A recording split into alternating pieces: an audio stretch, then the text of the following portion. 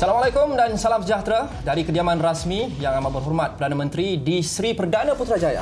Kami bawakan anda temu bual khas inspirasi setahun keluarga Malaysia, teguh bersama, pastinya bersama dengan Yang Amat Berhormat Datuk Seri Ismail Sabri Yaakob. Saya Luqman Haris dari Astro Awani bersama dengan dua orang rakan saya hari ini.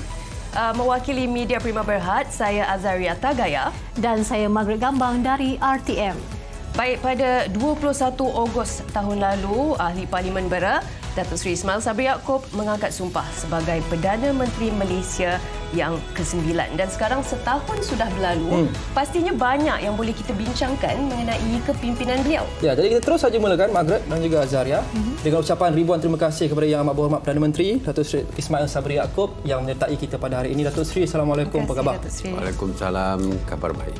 Setahun sudah Datuk Seri, Datuk Seri perkenalkan konsep keluarga Malaysia. Selepas setahun ini, bagaimana Datuk Seri melihat penerimaan dan juga penghayatan rakyat terhadap konsep keluarga Malaysia ini? Ya, secara keseluruhannya saya lihat penerimaannya semakin baik, semakin baik, dan semakin ramai yang memahami konsep tersebut. In fact, konsep tersebut bukan perkara baru daripada dalam masyarakat kita. Semangat kekeluargaan itu memang ada di kalangan semua rakyat kita tanpa mengira kaum sekalipun. Ya, semua elemen kekeluargaan tu yang saya percaya dihayati oleh setiap kaum di negara kita, setiap yang berbeza agama, mesti meletakkan keluarga sebagai prioriti ataupun keutamaan dalam kehidupan mereka. Sebab itu bila diperkenalkan, mudah untuk diterima. Ya. Dan kalau kita lihat dari segi sejarah diperkenalkan konsep keluarga Malaysia ini, saya ambil ketika saya lihat ketika kita mengalami pandemik COVID-19. Bagaimana rakyat kita tanpa mengira kaum melakukan secara bersama, mengatasi setiap perkara yang berlaku secara bersama. Kalau ada yang menghadapi kesusahan ketika itu, apabila memberi bantuan, saya lihat semua tanpa mengira kaum, tanpa mengira agama, tanpa mengira umur, daripada latar belakang dan sebagainya, semua akan memberikan bantuan dan sebagainya. Jadi saya lihat konsep ini sepatutnya kita laksanakan juga dan jadikan sebagai konsep kepada kerajaan. Ya, kerana kita bekerja. Kalau dulu kita panggil, kita boleh bekerja bersama-sama sebagai satu pasukan. Satu ketika dulu kita bercakap soal bekerja sebagai satu pasukan. Jadi bagi saya, semangat kekeluargaan ini lebih boleh merapatkan hubungan kita. Sebab itulah saya tukar kepada konsep bekerja sebagai satu keluarga. Setiap program. Jadi saya percaya kalau tanya soalan tadi tentang bagaimana pandangan saya tentang penerimaan, saya lihat penerimaan sangat baik oleh rakyat dan saya terima kasih di atas penerimaan oleh rakyat seperti ini. Menarik Datuk Seri menyebut berkenaan dengan kepayahan yang dihadapi oleh orang yang mungkin meniaga hari sewaktu kita terpaksa melaksanakan PKP. Datuk Seri adalah satu-satunya Perdana Menteri yang datang daripada keluarga petani, tak silap saya. Ya. Datuk Seri faham macam mana hidup dan membesar dalam keluarga yang sangat susah, rais pagi, makan pagi. Betul. Adakah Datuk Seri dapat melihat diri Datuk Seri dulu dalam peniaga-peniaga ini yang terpaksa tutup kedai, tak cukup pendapatan sewaktu PKP, dan sejauh manakah itu mungkin memberikan konflik atau dilema selaku Perdana Menteri yang perlu membuat keputusan untuk kesihatan dan juga untuk menjaga kebajikan mereka yang paling memerlukan ini? Ya. Saya memahami kesusahan. Ya, ramai yang bercakap soal kesusahan tetapi mungkin hanya membaca atau melihat drama ataupun movie tentang kesusahan. Tapi saya merasai sendiri sebab saya datang daripada keluarga yang miskin dan memahami penghidupan dan kesusahan. Kesusahan itu saya sendiri pernah rasa. Kalau orang kata susah, rumah kecil, bocor, saya rasa. Jadi saya faham apabila saya terpaksa menutup ruang mereka untuk mencari makan, saya faham. betapa sukarnya untuk hidup. Kerana untuk menjaga keluarga dan sebagainya. Sebab itulah akhirnya kita membuat keputusan kerajaan belanja begitu besar sekali untuk memastikan mereka masih boleh mampu meneruskan hidup dengan sumbangan dan tanggungan yang diberikan oleh kerajaan. Sebab saya tahu kalau kita biarkan mereka tiada pendapatan, anak-anak mereka terkesan, dan saya dapat meletakkan diri saya sebagai anak mereka. Yang kalau ibu bapa tiada pendapatan, bagaimana untuk menanggung kehidupan keluarga mereka. Jadi sebab itulah dalam kabinet ketika itu berbagai-bagai perkara yang kita bincangkan, mengelakkan daripada dibuang kerja, saya kata tadi, dan juga dari segi insentif lain yang kita berikan, bantuan keluarga, bantuan prihatin dulu yang kita panggil, kita berikan kepada rakyat supaya sekurang-kurangnya boleh survive. Itu tidak termasuk bakul makanan ataupun food basket yang sentiasa kita edarkan kepada rakyat. Jadi kerana saya boleh merasakan kesusahan tersebut, sebab itu setiap program, setiap perkara yang kita lakukan adalah untuk kepentingan rakyat, khususnya golongan miskin ini. Jadi kita nak tahu untuk bajet 2023 dinanti-nantikan kerana pada tahun hadapan mungkin ada banyak perubahan yang berlaku. Kita kini berada dalam fasa peralihan endemik. Kalau pada tahun hadapan kita berada ke fasa yang lain pula, pastinya bajet ini juga menjadi penentu kepada perjalanan kehidupan masyarakat di Malaysia khasnya. Jadi bagaimana Datuk Seri? Surprise. Apa yang boleh dikongsikan? Jawab soalan bocor, jawapan bocor. Yang pasti setiap kali bajet kita perkenalkan, ianya kita akan make sure ianya merangkumi semua pihak. Ya, semua pihak, semua segmen dalam masyarakat kita akan cover di dalam setiap bajet. Lebih-lebih lagi sekarang ni, dan kita juga ke arah persediaan untuk menghadapi keadaan ekonomi yang mungkin agak tidak menentu tahun depan. Semua orang bercakap yang selagi perang antara Rusia dengan Ukraine tidak selesai, kesan ekonomi akan lebih membimbangkan untuk tahun hadapan, sama ada di negara lain atau mungkin Malaysia tidak terkecuali. Jadi persediaan kita adalah untuk menghadapi ketidakketentuan ekonomi tersebut. Mungkin dalam bajet, mungkin kita ke arah persediaan ke arah tersebut. Dalam masa yang sama, seperti saya kata, yang perniagaan baru dibuka. Ekonomi kita dalam proses pemulihan, walaupun ekonomi kita dari segi KDNK terbaik di Asia Tenggara dan berbanding dengan negara besar yang lain. Tetapi banyak lagi perkara yang perlu dilaksanakan dan dilakukan oleh kerajaan untuk menyediakan rakyat ini. Yang pertamanya dari segi pekerjaan. Yang kita akan fokus dari segi penyediaan pekerjaan. IKS, PMKS ataupun IKS terjejas begitu lama dengan pandemik COVID-19 ini. Jadi sokongan kepada peniaga-peniaga kecil dan juga sederhana ini juga akan diteruskan dan mungkin akan diumumkan beberapa insentif untuk di dalam bajet dan sebagainya. Begitu juga perkara lain yang saya lihat yang ada kaitan dengan kepentingan dan juga menjaga kebajikan rakyat. Ya. Jadi walaupun saya tak boleh bercerita lebih lagi kerana sekarang ni konsultasi bajet masih dilaksanakan oleh pihak Kementerian Keuangan untuk mendapat feedback ataupun maklum balas daripada rakyat, daripada semua pihak. Dan hasil daripada maklum balas tersebutlah. Termasuk pembangkang, Datuk Seri? Semua. Dan saya telah pun mengarahkan Kementerian Keuangan supaya membuat bajet consultation bukan saja dengan pihak swasta, pihak kerajaan negeri, dari segi komuniti perniagaan, malah ahli parlimen yang terdiri daripada pelbagai pihak pembangkang dan juga kerajaan dan pembangkang negeri pun. Saya minta berjumpa dengan ADUN yang terdiri daripada pembangkang, kerajaan dan pembangkang. Jadi semua pihak, semua rakyat Malaysia ada ruang untuk memberikan pandangan. Dan saya dipahamkan oleh Kementerian Keuangan, mereka mewujudkan satu ruang untuk rakyat memberikan pandangan melalui secara online dan sebagainya. Jadi bajet kali ini adalah bajet rakyat yang feedbacknya, maklum balasnya diterima daripada semua pihak rakyat. Sama ada melalui libat urus ataupun melalui cadangan secara online dan sebagainya kepada MOF, Kementerian Kewangan. Baik, Datuk Seri, kami faham jika tidak boleh didedahkan terlalu banyak, namun saya pasti bajet ni semestinya sesuatu yang dinantikan oleh rakyat kerana pasca COVID-19 ini yang menjadi persoalan utama di minda semua orang adalah ekonomi, keterlangsungan hidup.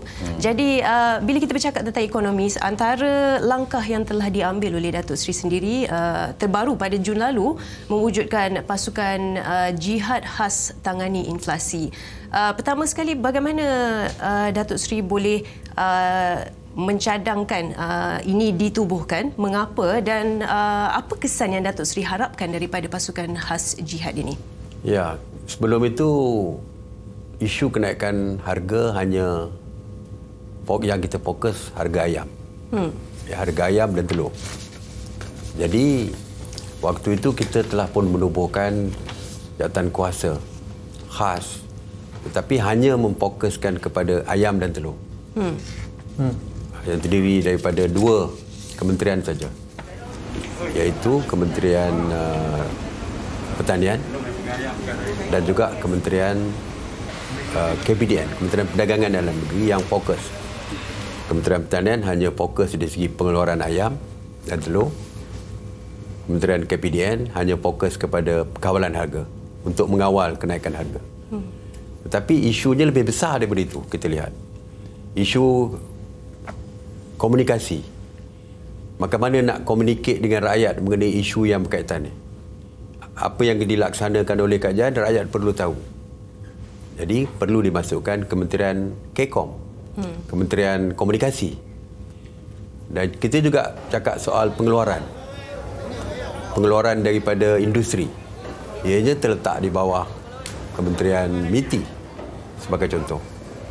Dan koperasi-koperasi juga kita lihat boleh membantu dari segi untuk kawalan harga, keseimbangan dari segi jumlah, dari segi produk dan sebagainya supaya stabil dan sebagainya, perlu melibatkan banyak kementerian.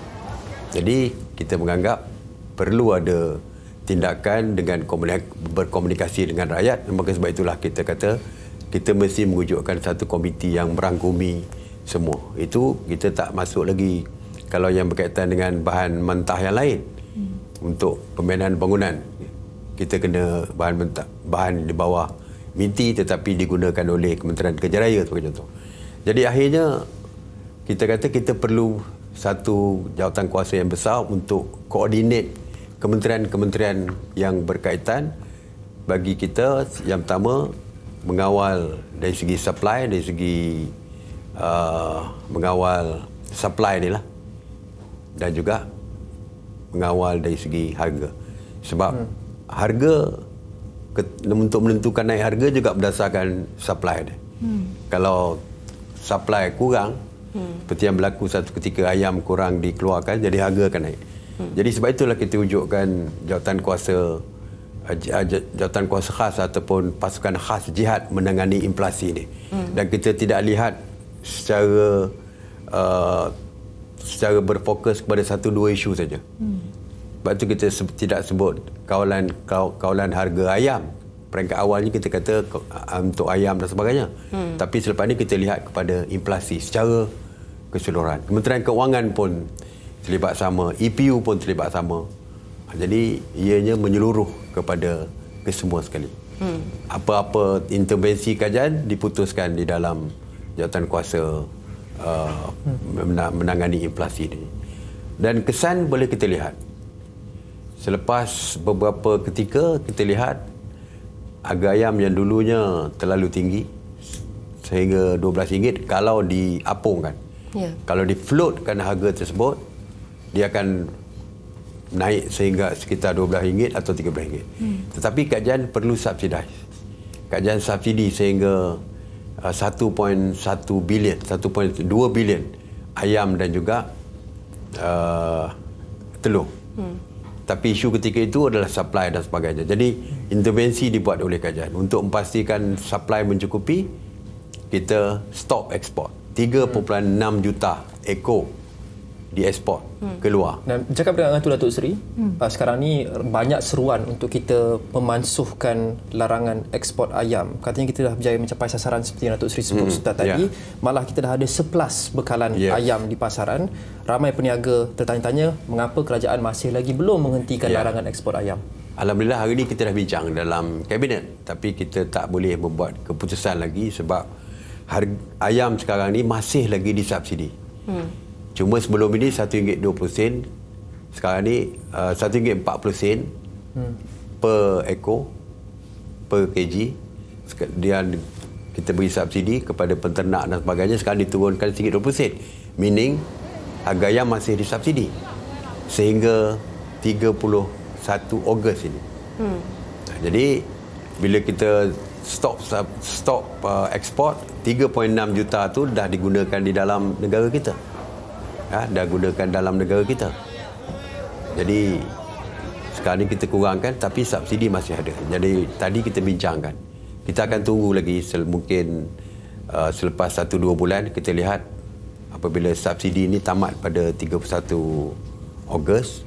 Kalau supply masih banyak, harga sudah kurang, maka kita mungkin boleh lepaskan ekspor. Tapi kita tak mahu nanti kesannya tak cukup lagi supply dalam negara dan harga naik. Banyak perkara yang kita nak bincangkan, tapi saya rasa sukar untuk kita dapat masa Perdana Menteri dan kita perlu juga sentuh dengan isu-isu politik yang semakin hangat sejak belakangan ini, Datuk Seri. Tapi itu selepas ini, kita akan berhenti rehat seketika. Kita akan kembali bersama dengan Yang Amat Berhormat Perdana Menteri. Selepas ini, jangan kemana-mana.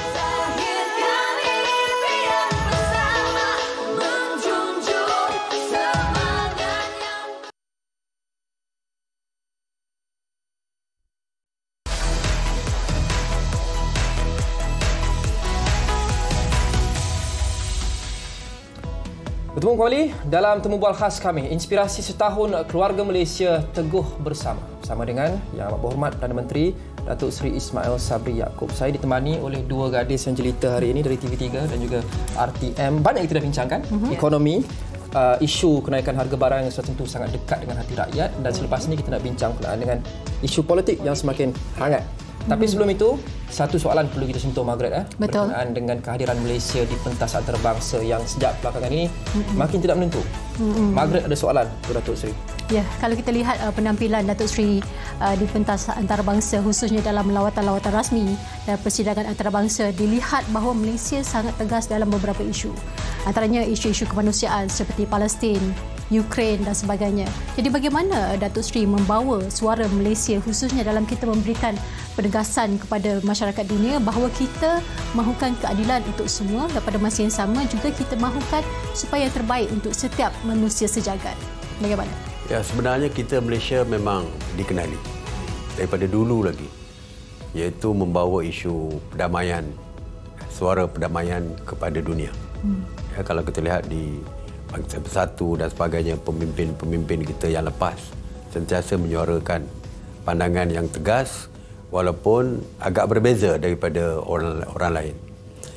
Sewaktu saya ke Amerika, sewaktu di Washington, bertemu dengan Presiden Amerika, sewaktu makan malam, malah sewaktu summit ASEAN-US Summit tu, secara official menegaskan tentang sokongan Malaysia kepada perjuangan rakyat Palestin. Walaupun kita tahu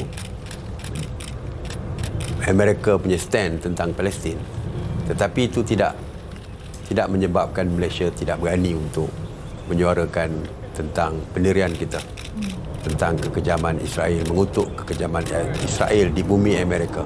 Dari segi Ukraine dan Rusia juga, kita tidak terpengaruh dengan tekanan ataupun saranan daripada pihak tertentu untuk menyokong tindakan yang dilakukan oleh kuasa-kuasa besar seperti mengadakan sekatan secara unilateral kepada Rusia dan sebagainya. Walaupun kita tidak bersetuju dengan Rusia, tidak ada hak untuk menyerang negara lain, tetapi kita lebih menekankan tentang perlunya kedua-dua negara ini dibawa ke meja rundingan untuk mendamaikan perang antara kedua pihak. Sebab kesan daripada perang itu bukan saja rakyat di Ukraine yang menjadi mangsa, pelarian sekarang ni sehingga melebihi 4 juta pelarian. Tetapi juga negara yang tak terlibat dengan perang. Saya katakan Malaysia tidak ada kena-mengena dengan perang di Rusia. Tetapi kesan kepada perang di Rusia, supply barangan berkurangan, harga barang naik, inflasi meningkat dan sebagainya. Jadi Malaysia menyuarakan pandangan yang jelas bahawa kita mengutuk peperangan, tapi dalam masa yang sama kita nak kuasa-kuasa besar ini jujur di dalam menyelesaikan isu peperangan. Baik Datuk Seri, kita ingin beralih ke sembang-sembang politik dalam segmen terakhir ini. Kita sedia maklum, persekitaran politik sejak beberapa tahun lepas ini tidak seperti berpuluh tahun sebelum ini yang kita pernah lihat. Kita lihat sekarang ini kerajaan boleh membuat memorandum bersama dengan pembangkang, boleh berbincang, boleh sependapat. Adakah rakyat boleh percaya bahawa ini memang atas semangat bipartisan yang akan berpanjangan selepas ini, atau adakah ia hanya kata orang marriage of convenience yang tidak akan bertahan? Apa pendapat Datuk Seri? Kesannya dapat dirasai. Dari segi kestabilan politik dapat kita rasai, dan hasil kesan kestabilan tersebut kita dapat memulihkan ekonomi kita dengan lebih cepat. Kalau kita lihat, sewaktu saya mengambil alih kepimpinan, kita sudah mempunyai 2 Perdana Menteri sebelum ini. Dalam satu term, dalam satu tempoh Parlimen 5 tahun, kita sudah ada 2 Perdana Menteri. Tak pernah berlaku sebelum ini. 2 Perdana Menteri. Dan saya Perdana Menteri ketiga. Kesan daripadanya adalah politik dilihat tidak stabil. Kesan daripada politik tidak stabil akan memberi kesan kepada ekonomi. Kalau saya sebagai pelabur, saya tidak akan berlabur di negara yang tidak ada kestabilan politik. Kalau hari ini kerajaan kerajaan ini mempunyai dasar yang mesra pelabur sebagai contoh. Kalau kerajaan ini tumbang, kita tak tahu adakah kerajaan akan datang ni mesra pelabur tidak. Jadi saya sebagai pelabur, saya akan pastikan kerajaan yang terus kekal tu lebih baik daripada kerajaan berubah-ubah, because polisi akan berubah-ubah. Jadi untuk memastikan dari segi kestabilan ekonomi, kita perlu ada kestabilan politik. Baik itulah maka kita membuat keputusan, terutamanya selepas mesyuarat Majlis Raja-Raja yang titah daripada Bawah Duli Yang Maha Mulia Tuanku semua, supaya diwujudkan kestabilan politik. Jadi saya pertama kali dalam sejarah Malaysia ini, pembangkang duduk bersama dengan kerajaan, bersetuju untuk membuat beberapa transformasi, terutamanya di Parlimen dan sebagainya. Kesannya kita tengok apabila MA63, pindahan perlembagaan tentang MA63 dibentang di Parlimen, kita mendapat sokongan daripada semua pembangkang sekali.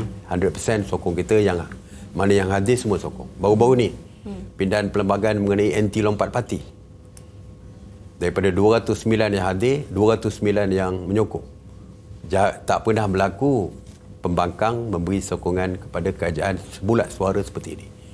Jadi kita dapat melakukan berbagai-bagai perubahan, termasuk beberapa undang-undang yang mendapat sokongan secara majoriti.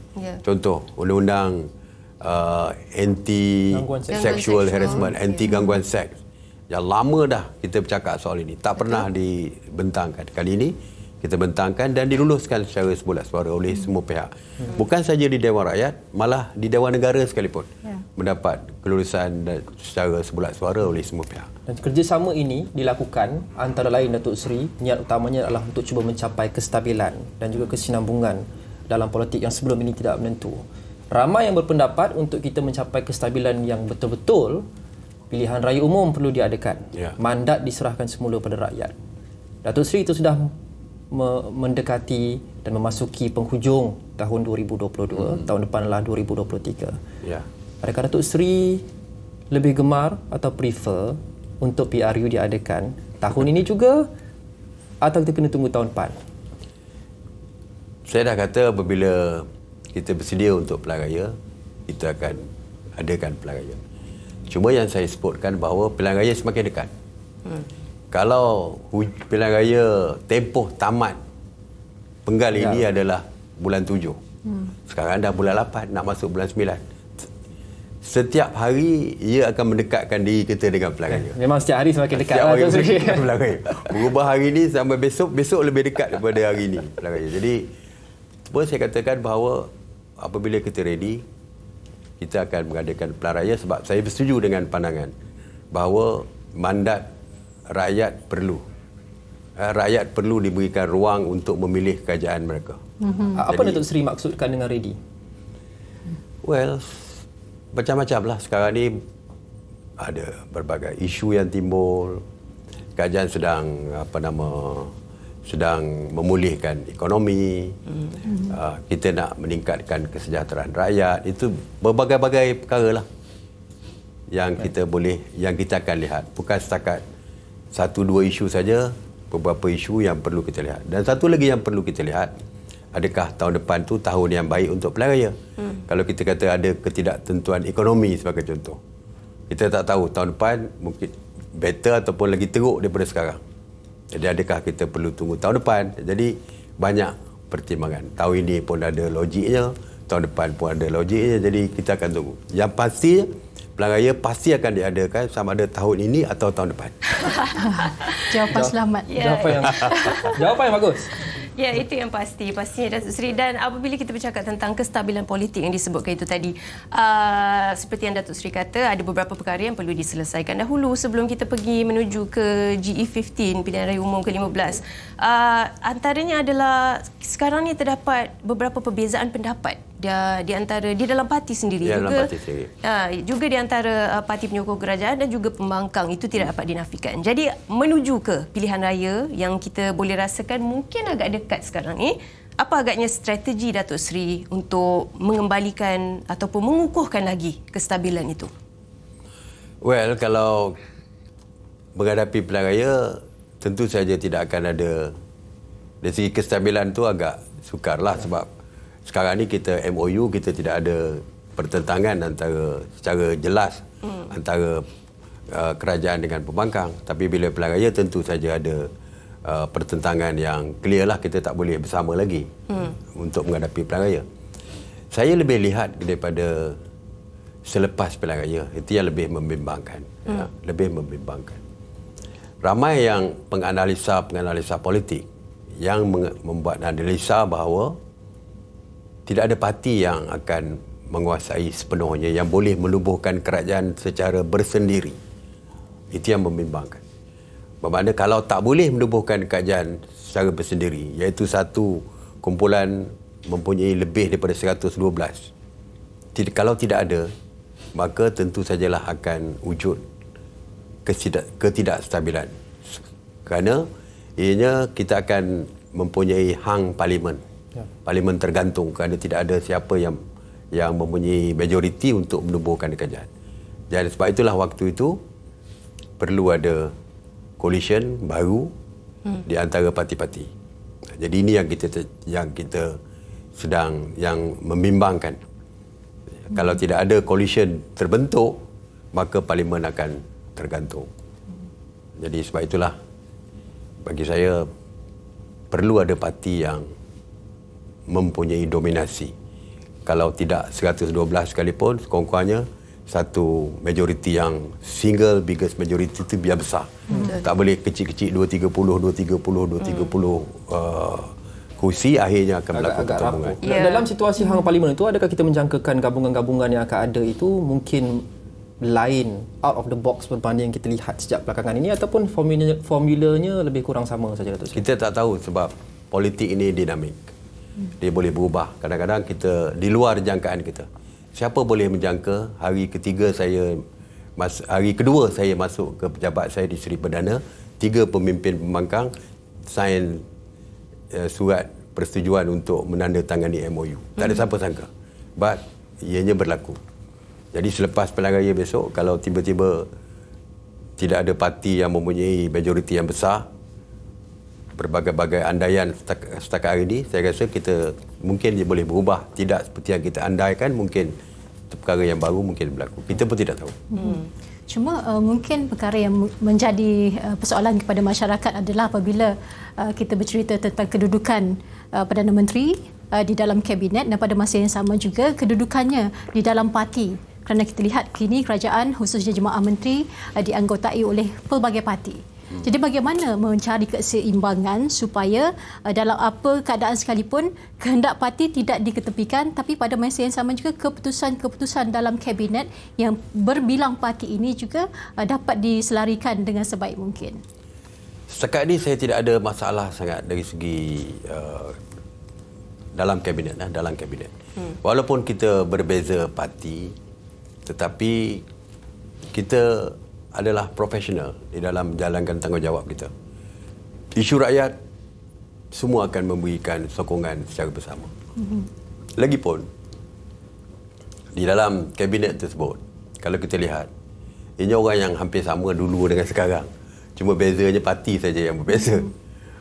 Yang berbezanya parti, tapi mereka tu pernah bersama dengan kita. Katakan GPS. GPS adalah Barisan Nasional dulu. Waktu saya menjadi menteri, waktu Barisan Nasional, anggota GPS ada bersama saya. Waktu saya jadi menteri BN dulu, orang Bersatu pun pernah jadi menteri bersama saya satu ketika dulu. Jadi bukan satu perkara yang sukar kerana chemistry itu ada. Cuma berbeza parti. Di luar daripada kabinet, kita parti yang berbeza. Tetapi dalam kabinet, walaupun parti yang berbeza, tetapi dari segi saya kata tadi, isu-isu yang melibatkan kepentingan rakyat, kita selesaikan secara bersama. Lagipun apa yang dicadangkan oleh UMNO setakat ini, parti saya, semua perkara yang dibangkit adalah perkara yang memberikan sesuatu yang untuk menjaga kepentingan dan kebajikan rakyat, yang diputuskan oleh Majlis Tertinggi UMNO sebagai contoh, dan minta saya bawa dalam kabinet. Saya akan bawa. Seperti saya kata tadi, apabila melibatkan kepentingan rakyat, tentu saja apabila saya bawa, walaupun itu daripada MT UMNO, tapi untuk kepentingan rakyat, maka kabinet boleh bersetuju dengan apa yang saya bawa. Jadi tak timbul isu walaupun saya di parti saya sebagai naib presiden saja, bukan presiden atau timbalan presiden, tetapi keputusan yang penting bukan adalah keputusan parti yang saya bawa, itu adalah untuk rakyat. Jadi walaupun saya di dalam kabinet parti yang berbeza, tetapi itu tidak menyekat dari segi kita membawa isu rakyat dan juga diterima oleh kabinet apabila saya bawa. Penglibatan anak muda dalam politik bagaimana bagi Datuk Seri? Sebab sekarang kita lihat anak muda sudah semakin berminat untuk menyertai politik, dan pada masa yang sama ada pendapat yang mungkin berbeza daripada orang yang sudah lama di dalam politik. Jadi mencari keseimbangan antara dua perbezaan ini bagaimana? Orang muda amat penting sekarang ni. Sebab pengundi muda adalah automatik. Hari ini menyambut ulang tahun ke-18, dia adalah automatik sebagai pengundi. Cuma perlu melakukan engagement ataupun libat urus dengan orang muda. Dan kita perlu memahami pemikiran mereka. Dan kita yang pentingnya orang muda. Saya pernah orang muda. Walaupun sekarang pun saya taklah tua sangat. Muda di hati. Masih muda. Jadi orang muda ni, pemikiran mereka tidak boleh dikontrol, tidak boleh dikawal, dan kita tidak boleh memaksakan apa yang kita nak kepada orang muda. Dan kita mesti beri ruang kebebasan untuk mereka berfikir dan memberikan pandangan. Orang muda ni boleh dianggap kadang-kadang rebellious. Dan kita mesti melayan kehendak mereka dan memahami apa yang mereka katakan. Sebab mereka adalah kumpulan yang begitu ideal dalam pemikiran. Saya pernah menjadi orang muda, pernah menjadi pemimpin pelajar yang dari segi perjuangan kita sangat ideal.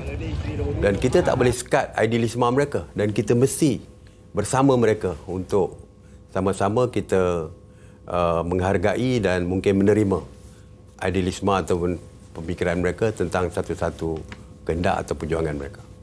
Ya.